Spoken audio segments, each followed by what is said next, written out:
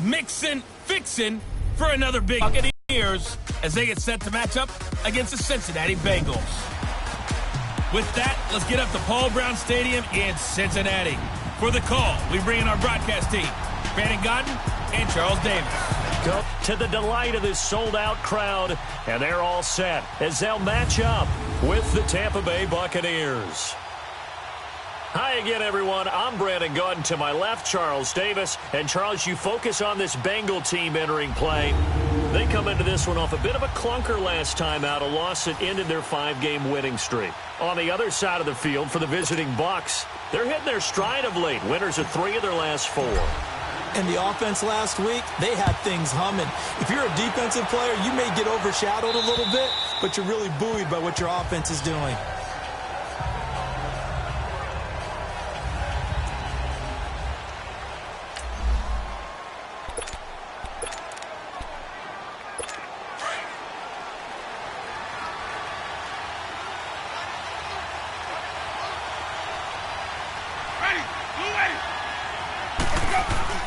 They go play action here on first down. The Bengal pressure gets him that time. Down he goes. Andrew Bell here for Jaquiz Rodgers. And he's going to be taken down here with a penalty flag on the field. Illegal block in the back. Offense. So a decent gain, Still but all for down. naught on the penalty. It's too bad, isn't it? They were feeling pretty good about it. The only people celebrating, the guys who just gave up that play.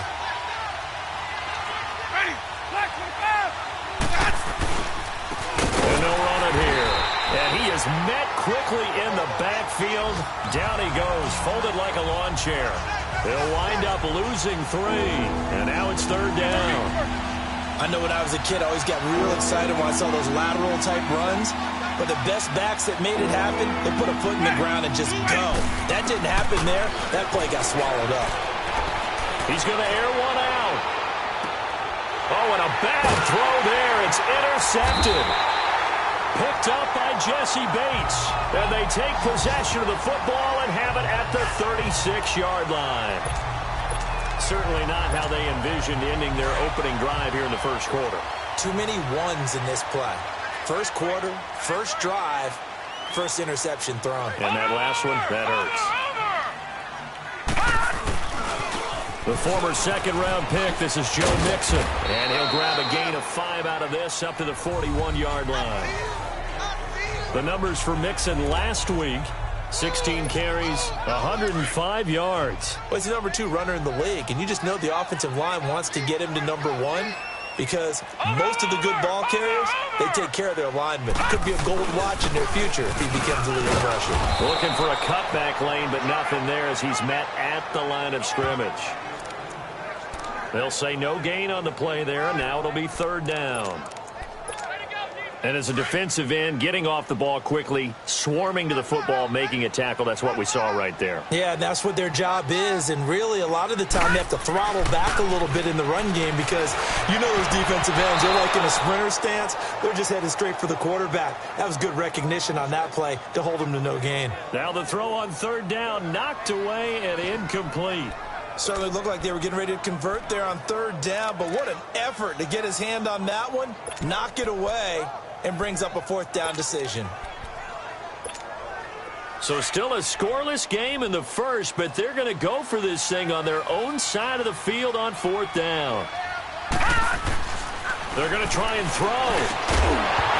And it is incomplete. A surprising move here on the opening drive of the game, and it'll be a turnover on down.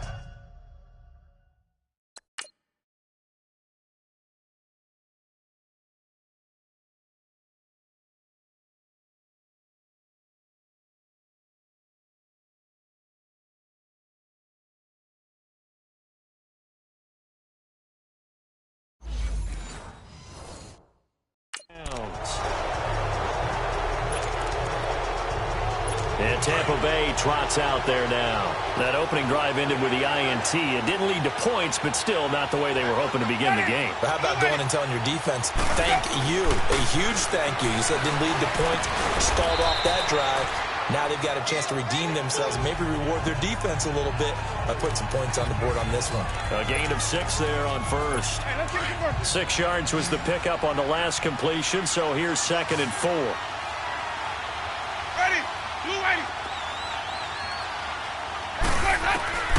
Working out of the gun, Winston. He hits Rodgers in the flat. And he is going to lose yardage here. It'll be a loss of a full 3 yards there, and it also brings up 3rd down. That play was well covered, just tried to check it down. Unfortunately, not able to find any yardage on that one. On 3rd down, Winston. He's got Evans. And he works it past the 30, almost to the 25. First catch there for Evans, good enough for a 1st down. And that's the first connection, the number 1 overall pick in 2015, finding the number 7 pick in 2014 in Evans. And what a great target Mike Evans is for Jameis Winston. Winston's a pretty accurate thrower, but that catch radius that Evans provides, that makes him that much more dangerous. Nowhere to turn here, and he's going to go down. Back at about the 37-yard line. Geno Atkins.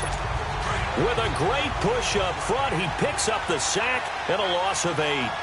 What a nice read and play by the defensive tackle. Never bought the play-action fake. Went right for the quarterback and put him on the ground. And a short gain down to about the 33.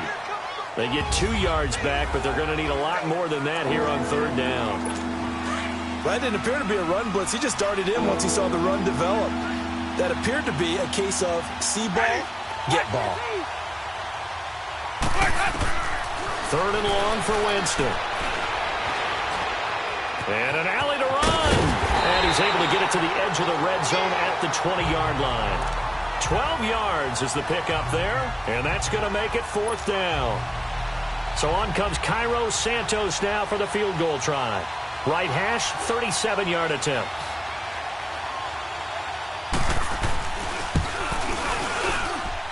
And Santos able to put this one up and through. It's good, and the Bucs take a 3-0 lead. So that's a 7-play drive that ultimately stalls out there at the end. Yeah, things were a little leaky in the beginning on that drive, weren't they? But how about the front 7? As they got closer to their goal line, things stiffened a little bit, forced the field goal.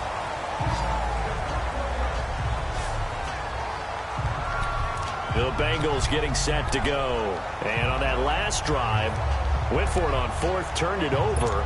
A good job by their defense, though. They held them to 3, but this offense, they've got to be a little bit better, a little bit more careful here. And sometimes when you see these calls on 4th down, when they decide to go for it, it's not necessarily the coach saying, I believe in my offense. Sometimes the coach saying, I believe in my defense. I can afford to go for it here, because if we don't get it, I don't think we'll give up more than 3, and that's exactly what happened. You think that factored in? I do. I think that he had that in his mind going into the game, that I'm going to be aggressive on offense because I know I've got a defense that can hold up their end. They'll look to throw now on 1st down. And he fires one that's intercepted. Picked off by Terrence Mitchell. And his guys are going to get the football at the 28-yard line. So possession changes hands on the final play of the first quarter. They take over first.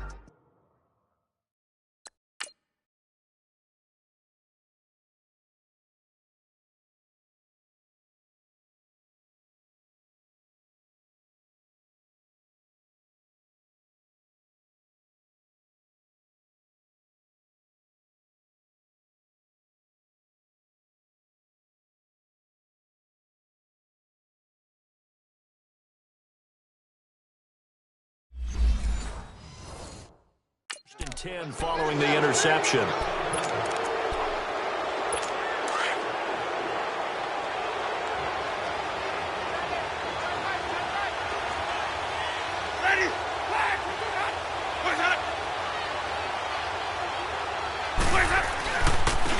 Now they try the right side here.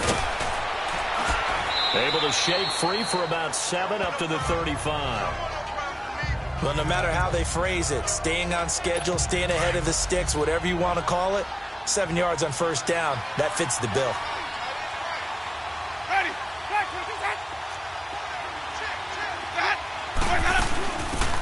They'll run it now out of the gun.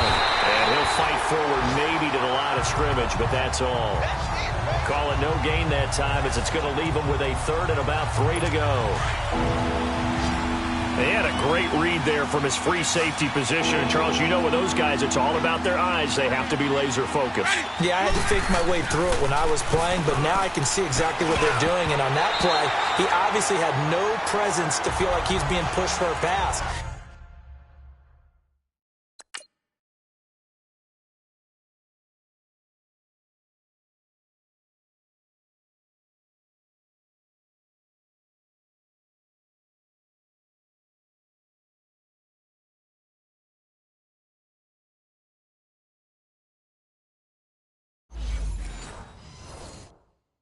And without that allowed him to get up to the line of scrimmage and hold him to no gain. On fourth down, here's Brian Anger now to kick this one away. He steps into this one, and this is a rocket. Oh, he'll field it in the end zone. So a change of possession here on the punt. And the Bengals will get it at the 20.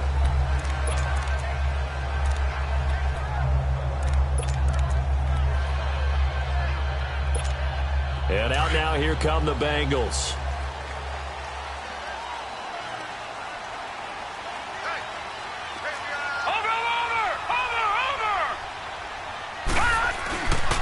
Here's Joe Mixon as they start on the ground. He'll get about 3 as he's taken down at the 23. What's the old expression, 3 yards in a cloud of dust? In this case, it's dust-covered pellets. It's no longer that old grass that we used to play on, right, and chew it up. Now we've got that artificial surface. You see the pellets go up. Still a nice play by the defense.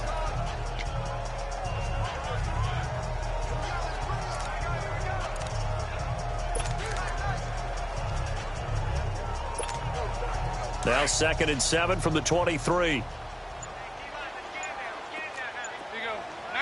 52, 93, 44. First try for the right arm of Dalton here. Flush to his right. Now he's hit, and Dalton lost the football. And the Buccaneers have it. When I see a play like that,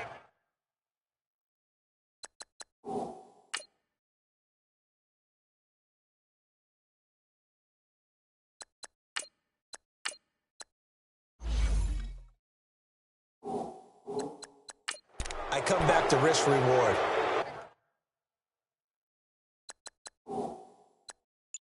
I don't know about you, but is it worth it at that point, whatever you're going to pick up, to either take the hit, and in this case, lose the football? So should have gone down. I mean, hindsight's always 20/20, but that's the safe play. You're exactly right. Hindsight's really never wrong, is it? Because you can analyze it, but I think ultimately you got to look at it as a first option. Taking care of the ball, getting what you can, and that's it. Don't worry about it anymore. And throwing to start the drive, but that one incomplete. Anytime a defense can sit back in a zone like that, it tends to create a lot of congestion in the middle of the field. Makes it very hard to slot one in. Looked like I-4 at rush hour in your hometown of Orlando, Florida. An absolute mess. And he'll be brought down at about the 25 after a pickup of 4. That second down play call was not to pick up the first down. It was to accomplish what they did to get them into a manageable third down because they had the incompletion on first down, so they were behind the sticks, so to speak. They needed to make up some ground, and they did. Looking for Evans, and it's intercepted. Picked up by Jesse Bates.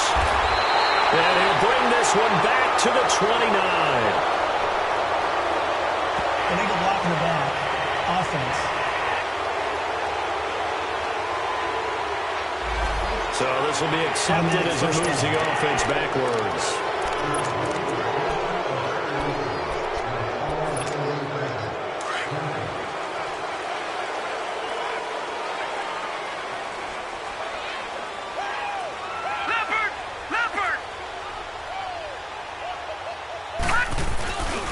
A handoff running left, Mixon. And the second wave of tacklers is going to get him as they stop him behind the line.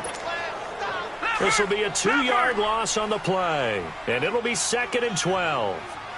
Anytime you call an inside running play, you just know there should be a lot of congestion there. You're counting on your offensive line to take control of the line of scrimmage. That didn't happen in this case, and that play got bottled up. Now, meanwhile, a pass that should have been intercepted but it winds up falling incomplete. An incomplete pass on that last play, and that means they'll need to come up with something here on third down.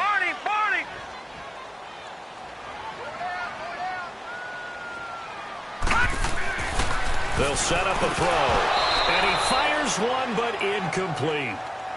Fair to say, hasn't been his best game throwing the football, but also not getting a lot of help out there either. Yeah, you nailed it pretty well, you know. He's got to throw it better, got to get more help. Obviously one that should have been caught. They've got to find a way to bring those two elements together so they can make some progress in this one. Nearly a huge return, as it is. Still a very good one. 24 yards. And the Buccaneer offense will be set up well as they take over.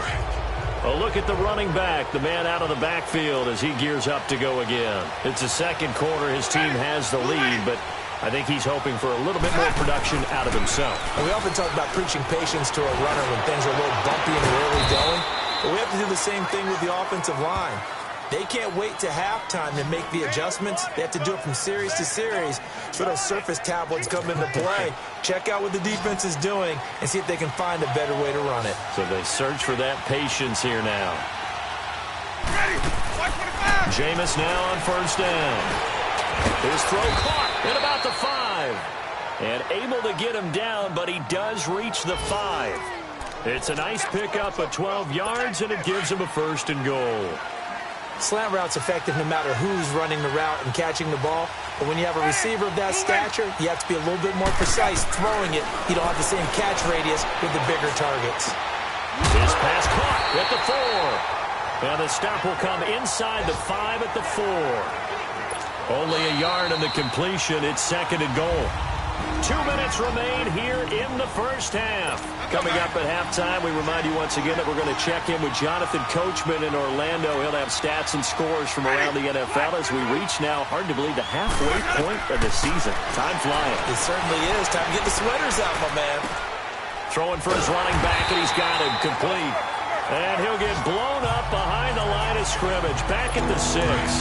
They'll wind up losing 3 yards here. And that's going to bring up an interesting third and goal. They'll throw again. Winston. And he'll go down. Brought down at the 20-yard line. Now the Bengals going to use the first of their timeouts as they'll head to the sideline and talk over what to do next. So out comes the field goal team now for the second time here today. From the left hash, it's a 36-yard attempt. And Santos able to put this one up and through. It's good. And that will double their lead as it's up to 6. No problems in the field goal department so far. He's 2 for 2. Pretty reliable here in this game, isn't he? And to me, that bodes well for them. If they need him late in the game, his confidence should be sky high. Here's A.J. Green as he gets set to go again on offense. A chance maybe here for them to get him more involved. They're down here on the scoreboard, and he's been very quiet. And the silence has been deafening for his team. They don't need that at all. They need fireworks. They need explosive plays. They need him touching the football in any way possible. Maybe go to some jet sweeps. Anything to get him going. Something to get him the ball. We'll see if they can do it. And he'll go down right at the 30-yard line. Give him 5 on the carry there, and it'll be second down. Despite the blitz, they're still able to pick up a nice solid gain. The disadvantage of blitzing often alters the normal spacing and run fits and leaves creases like they were able to exploit right there. And down he goes, a Buccaneer sack. And now the Bucs deciding to take a timeout defense.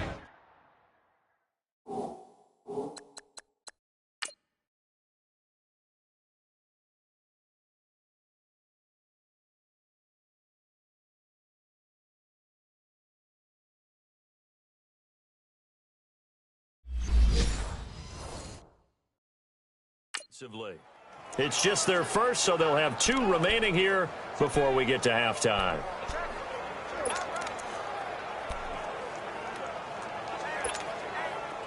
And on third down, a nickel formation here defensively. Over!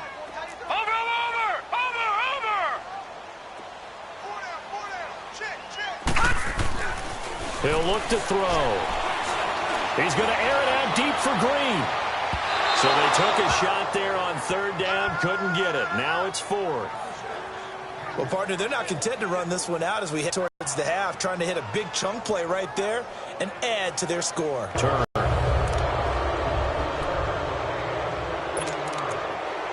Now the Buccaneer offense set to take over again.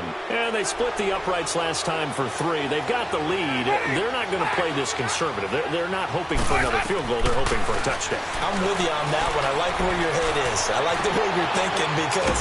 And he's going to have to eat this one as down he goes.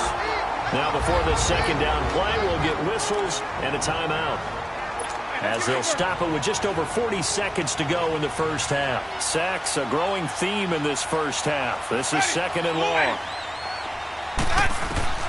From the shotgun, it's Winston. Oh, the pressure too great, and he goes down once more. And now the Bengals are going to call another timeout, as the clock will stop with 37 seconds to play in this first half. Winston needing a big play after the sack as he leads the Bucs up on third and long. And they'll go with the ground attack here. And he'll get this only up to about the 35. And a timeout here. Timeout taken, whistles blown. Timeout taken by the receiving team. And with halftime on the horizon, they'll be out of timeouts from here forward.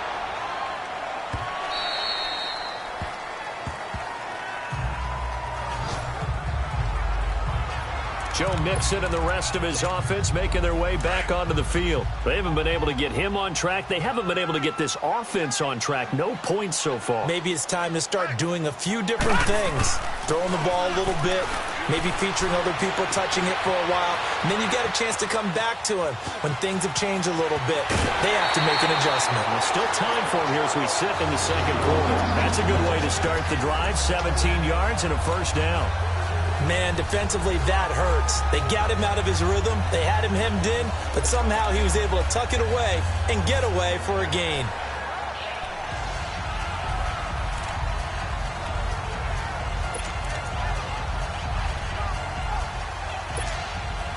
One play has him to the 37 here for first and 10.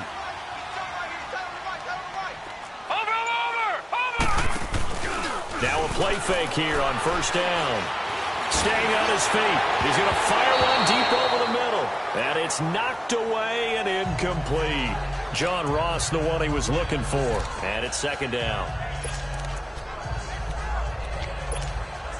Line of scrimmage, again the 37 as they line up second and 10. And second and 10, he'll look to throw again. They'll set up the screen here to Mixon. And he's got some space here. And that one results in 35 yards.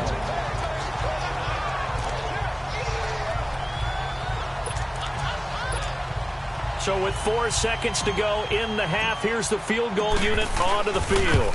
From the left hash, this from 46. And his kick is good. Didn't hit it all that well, but he got... Well, why don't we hold off on the halftime update after all? Seems like everyone's ready to go here for the second half in Week 8 in the NFL.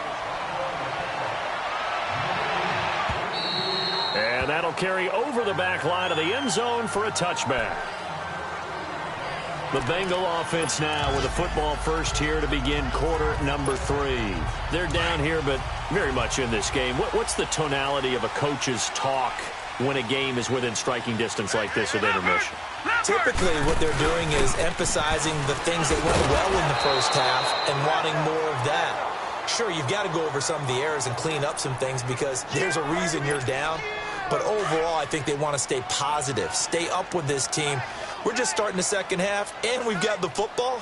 Let's go ahead and punch it in, and then we'll take it from there. See how that recipe works. On play action, they'll throw. And incomplete there. A nice hit. Jars the ball free and brings up third down. We've seen good cover skills on display throughout this game, really from both teams. And there's another nice example there of them making it difficult to complete a pass. Big play coming up. Here's third and 10. I would expect to see some pressure here. The pressure drops off as they'll look to throw. Over the middle, complete. It's Carter. And he'll get it up to the 33-yard line. It'll be a gain of 8 yards, and it'll be 4th down. They'll try and throw for it here.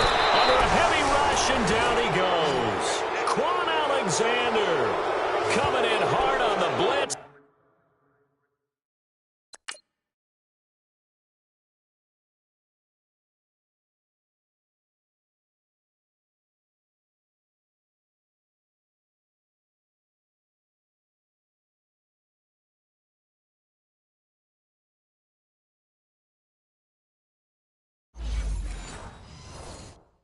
He gets him down for a loss of 4. And Tampa Bay trots out there now. They were forced to punt last time, and I doubt sincerely that they'll have to punt here because they're gifted with terrific field position. I don't even want to think about the idea that they would end up punting starting with this type of field position. Neither do they. Great starting spot, great opportunity to run your full playbook. They want to take a shot here, they can go ahead and do it. I call that play a success. A nice inside run sets up a very manageable 2nd down, a very solid gain on that play. 2nd down, Winston. Throw right side, caught by O.J. Howard. And he'll be a couple yards shy of the red zone here at the 22-yard line. Only 3 yards on the catch. It's 3rd down. And, partner, I think that's a great example that not all tight ends are created equal. Because everything was right. Got the completion, but he's not one of the more dynamic guys in the league. So even though he caught it, couldn't turn it into much more. Now a 3rd down throw, but it misses the target, incomplete. And that'll bring up 4th down as his Cincy defense stands up on 3rd. He's got to be kicking himself right there. His team's already picked off 2 passes. That would have been the 3rd in the game. And, boy, they've really played well attacking the football. And Santos able to put this one up and through. It's good. And the lead will increase to 6 now. It's 9-3. So that's 3 field goals for him now, but heck, he's not even halfway to his career best of 7. Seems like the 7 field goal games are the kind of games I always get assigned to in my other board. In kind of an unusual situation. It's not like it's a 4th quarter do or die. They went for it, didn't get it. We'll see how that affects him this go-around. Partner, I'm wondering if we're starting to see the effects of analytics coming into play here, where people are studying the number of possessions, how many times you should go for it, what position it leaves your team in. Maybe we're starting to see a little bit of that creeping into the NFL game. Yeah, I think we've seen it in other sports, maybe into the NFL now as well. And he'll wind up with about 6, up past the 30 to the 31. Running lanes were at a premium in the first half, but he's able to find some room there, and he's hoping that that's a precursor of a big second half. Leopard!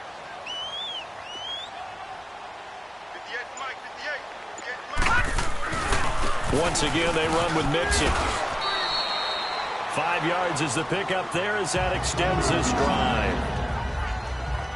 Tough first half for him, unable to put up the numbers he's used to producing. But with a guy like him, you and I both know it just takes a couple of explosive touches for him to make an impact on this game and on the stat sheet as well. So from the 36 now, 1st and 10. Now on 1st down, he'll drop to throw it. Going deep downfield, and that's caught inside the 35. And he'll go down, but not before getting this inside the 30. And give him a gain of 37. Well, they've been struggling in the passing game. Do you like the aggressiveness there? I mean, it worked on that play, but do you like it? I do, because a lot of the time you're struggling because your passing lanes are clogged. That usually happens when you're throwing the ball underneath. People start to press up on you. Push them deep. Find some space and open things up again. Being aggressive there, I think, will pay off for them. 5 yards on the catch there. Brings up 2nd down. I always laugh when people say, what's the toughest route to defend? And I'm like, any of them, especially if it's a good receiver. That makes things very difficult. But when you're running a drag route, something short, shallow, going through defenders, using guys almost as screens in order to get open, that makes things tough for guys trying to get to the football. Looking left side, and he's got a man. That's Boyd. And on this one, he'll get to the 15, right at the 15-yard line.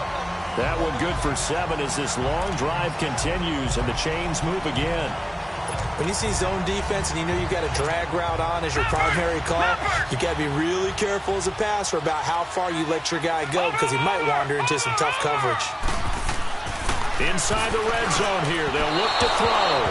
throwing over the middle, but it's incomplete. His big tight end, Tyler Eifert, the intended receiver.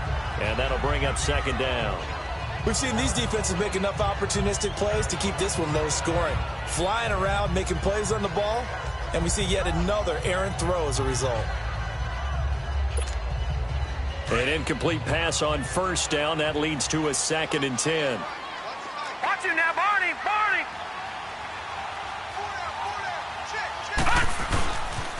On the toss, Mixon. It's a good gain of 11, sets him up 1st and goal.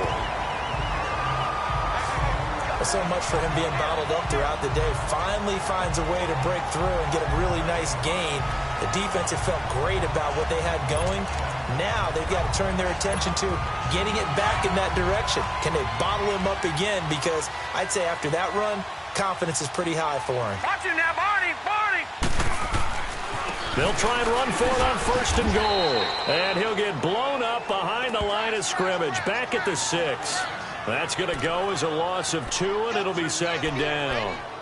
That defensive front four has been very good. They have just not let the running game get going, have they? Not at all. In fact, the entire offense just looking a little bit out of sync in this one. Yeah, sometimes this is why coaches like forward-down defensive linemen, they feel like they can cover more ground when defending the run. They give it to him running left. Looking to find a lane, but he can't. Reined in at the line of scrimmage.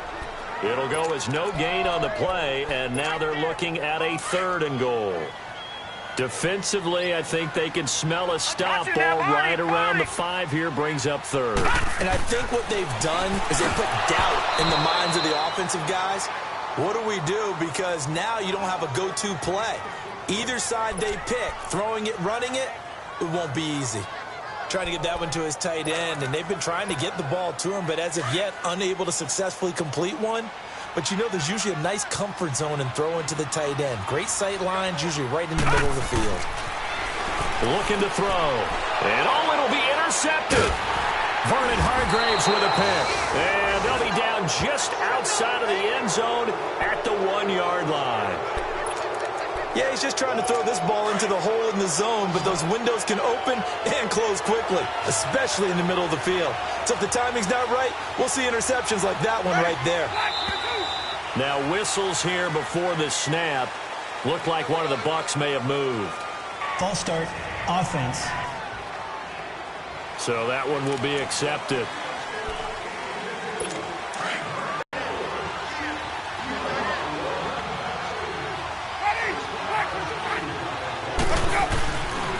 And they'll go ground game here with the tailback. And he'll be out of bounds just shy of the 10. 8 yards on the pickup, and now they'll have some options on 2nd and short. Now, they struggled to get him rolling on the ground in the first half, and that's sort of continuing here in the 3rd quarter. Yeah, but I don't think it's time to abandon the running game. I would say keep feeding the horse, and I believe he'll eventually reward them, especially as we get deeper in the game. Back now in Cincinnati.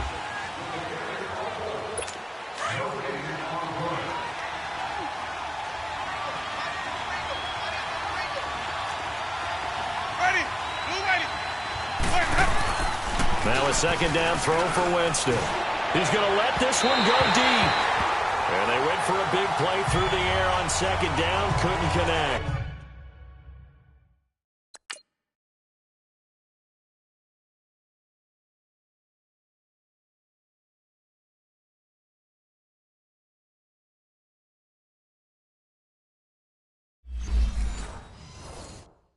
Now it's 3rd.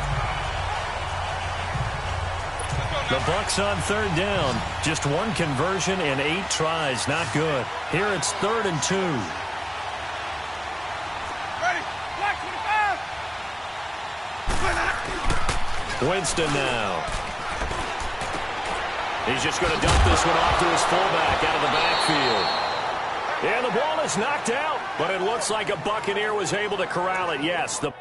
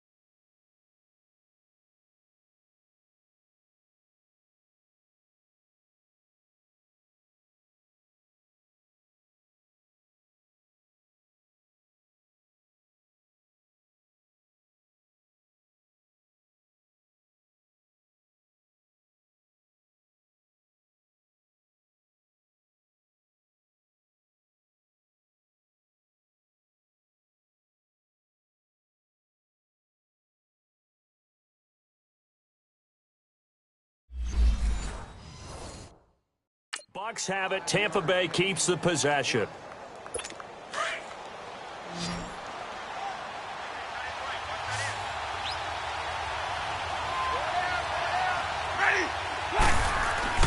On 1st and 10, Winston. He's got his tight end over the middle, O.J. Howard. And they'll bring him down here up at about the 22-yard line. A good pickup there. 8 yards on the first down completion. Seeing that play and understanding just how tough it is.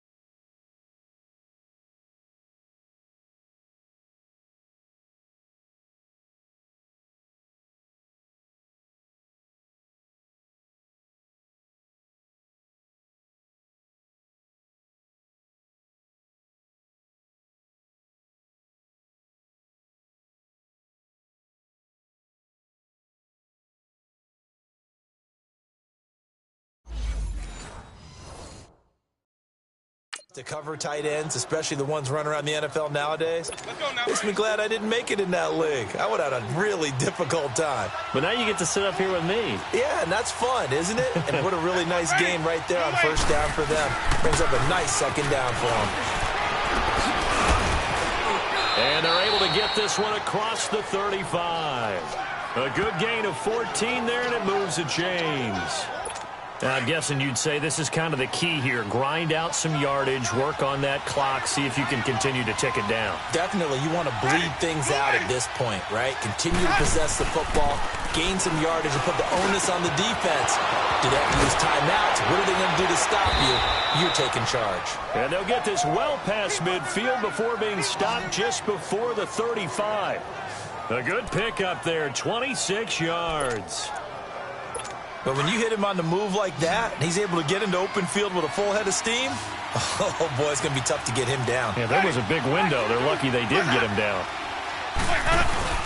They go play action here on first down. Throw right side, taken in by Godwin. And they're going to be set up down around the 15-yard line.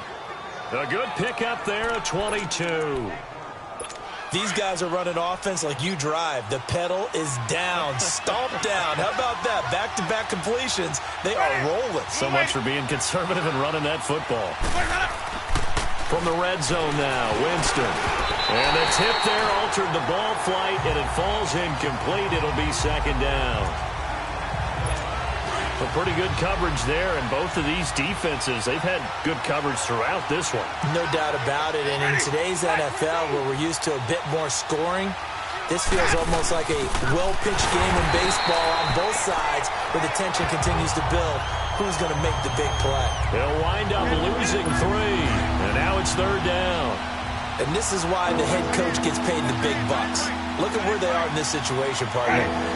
Do you throw the ball here in a long-distance situation? Do you run it again and trust your defense and make sure you take care of the ball and punt it away? What kind of options do you have here, and what do you trust more on your team? Yeah, they may have just pushed him back into that throwing situation. We'll see.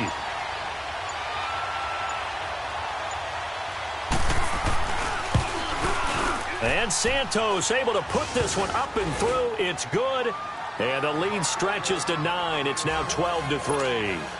A big one there. That gives them a little cushion and makes it a 2-score game. Yeah, bled a little time off the clock, put some points on the board. It's not totally out of reach yet, but it has to feel pretty good to them right now because as a defender, you go out on the field and say, guess what? You can put some points on the board, but that won't beat us. The Bengal offense now gets set to head back out onto the field. And there are parts of their last drive they'd like to emulate. And, of course, they'd like to forget the ending, the interception. But they did put together, Charles, a nice sustained drive to get him down the field. Yeah, and unfortunately for them, the only thing that matters is part 2, right? Because once they threw the interception and finished off the drive, That does them no good to go back and say, well, we had a good one going. Finish things off. That's the only way you can get it done. Time for a break. We'll come back to wrap this one up after this. So the Bengals in possession of the football here as we get you reset. And let's see what they've come up with offensively after having time to talk it over. Now back to throw. He's going to let it fly. Got a man. It's caught inside the 10. A big play there for Cincinnati. 53 yards. First down now, but that clock rolling.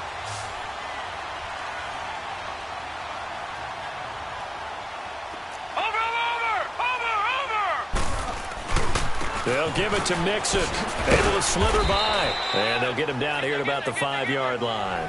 He'll get 2 out of that run, and it's going to bring up a 2nd and goal. Be interesting to see now what they do offensively down near the goal line after not much there that time. As the offensive play caller, that may change your sequence now. Instead of coming right back with a running play, you may have to go to the air. They send Green to the left on his own. Back to throw. And he's got his big tight end, Eifert, and it's a Bengal touchdown. Tyler Eifert, his 5th touchdown now on the year. And the Bengals able to get this back within a touchdown. Okay, game on. Don't go anywhere yet. You got a 1-score game now. Probably going to rely on the onside kick coming up. Yeah, they have to. It's not a high percentage play, but it's better than not having a chance at all. And that's when you put your leapers and your flyers on one side, get that high hop, and hope that one of the guys can come up with it. And on the other side, get that hands team ready.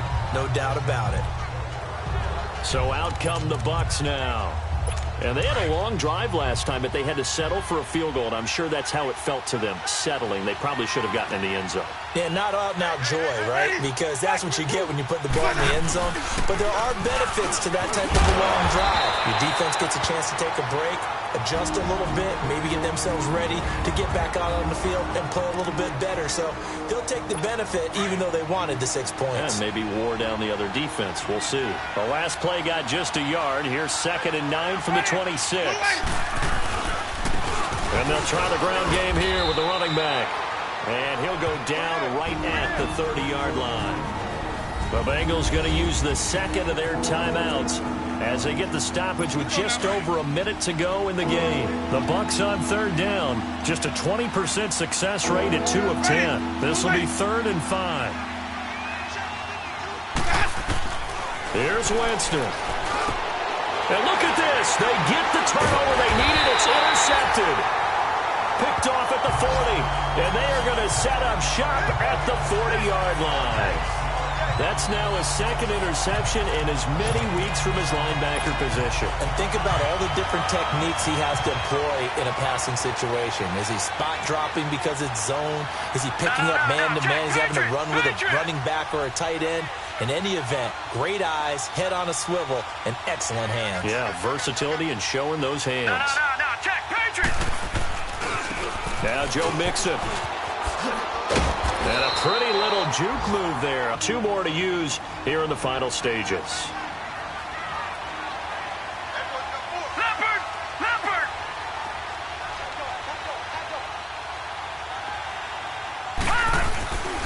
Again, it's Mixon.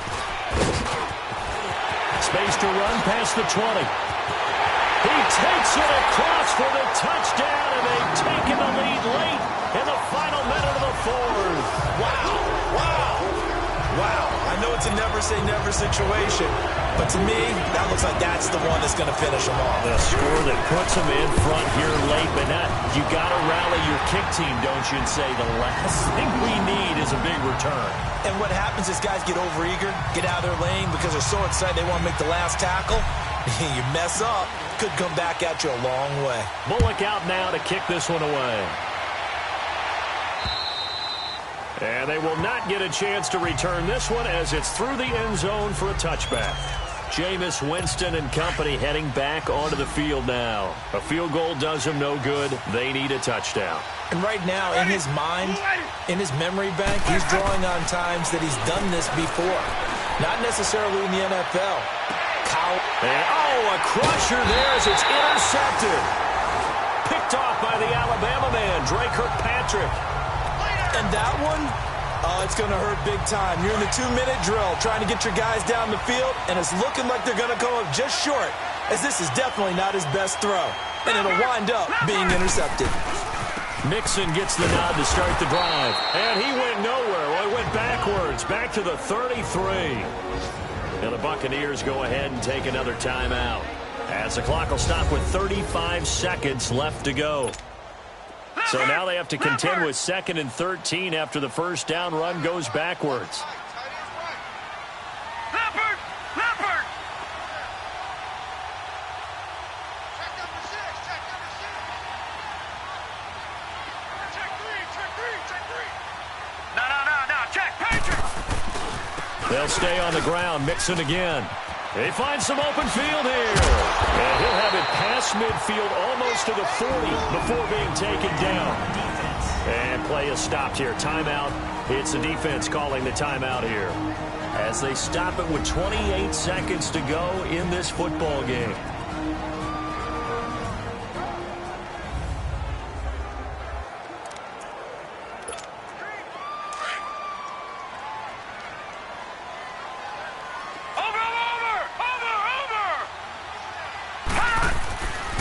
On the run, it's Mixon. 10 yards is the pickup there, and that should just about put a bow on this one. Do my eyes deceive me, or is he getting stronger as this game moves along? Burst seems just as good here in the 4th as it was way back in the 1st, doesn't it? I do believe someone put a lot of time in the offseason and continues to condition during the season in order to continue to carry the ball at this rate. He gets it forward for 4, maybe 5, but the flags fly, and this one could be coming back. Block in the back. Offense.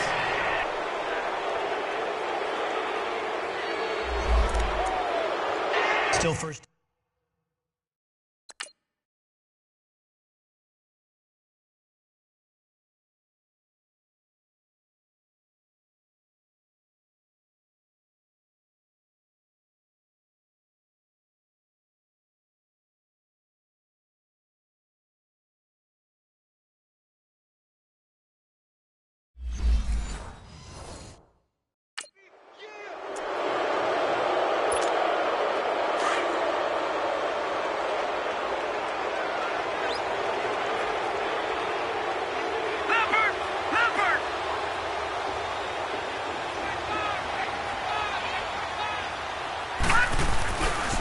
Now Bernard. And able to push his way forward here for a good little gain. Kendall Beckwith on the stop. Charles, why didn't they just take the knee there? You're asking the question that I'm asking as well, because we've seen a lot of football where coaches decide maybe they get a little greedy. I don't know if they're doing it for stats or for what reason. We've seen it happen in college, and how about in the NFL? The miracle of the Meadowlands. All they had to do was take a knee and the game was over. The Giants ran it one more time. Ball popped free. Philadelphia picks it up and wins the game. What year was that? 1978. I think it was in November. And the kick is good. So you wonder how this one might be remembered the next time these two teams meet. But until then, this game's over. A great come-from-behind victory in this one, Charles. And really the difference, obviously, was that 4th quarter. They dominated. And it has to start with believing that you can make that comeback. Because we've been in games before. We've done games where you just look at one team and realize they have no chance of making it back. Not in the one we just saw here. They did it, and they did it well.